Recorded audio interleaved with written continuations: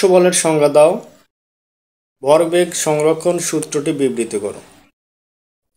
তাহলে কি, যে বল সৃষ্টির জন্য দুটি বস্তুর প্রত্যক্ষ স্পর্শের প্রয়োজন হয় তাকে স্পর্শ বল বলে। তাহলে যে বল সৃষ্টির জন্য দুটি বস্তুর প্রত্যক্ষ সংস্পর্শের প্রয়োজন হয় তাকে স্পর্শ বল বলে। ভরবেগ সংরক্ষণ সূত্রটি বিবৃত করো। ভরবেগের সংরক্ষণ সূত্রটি হলো, একাধিক বস্তুর মধ্যে শুধু ক্রিয়া ও প্রতিক্রিয়া ছাড়া অন্য কোনো বল কাজ না করলে কোনো নির্দিষ্ট দিকে তাদের মোট ভরবেগের কোনো পরিবর্তন হয় না।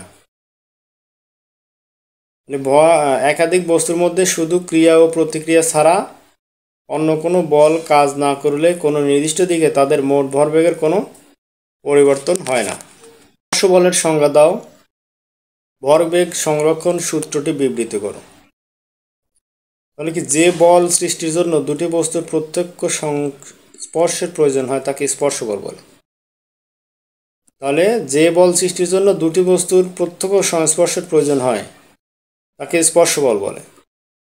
ভরবেগ সংরক্ষণ সূত্রটি বিবৃত করো। ভরবেগের সংরক্ষণ সূত্রটি হলো, একাধিক বস্তুর মধ্যে শুধু ক্রিয়া ও প্রতিক্রিয়া ছাড়া অন্য কোনো বল কাজ না করলে কোনো নির্দিষ্ট দিকে তাদের মোট ভরবেগের কোনো পরিবর্তন হয় না।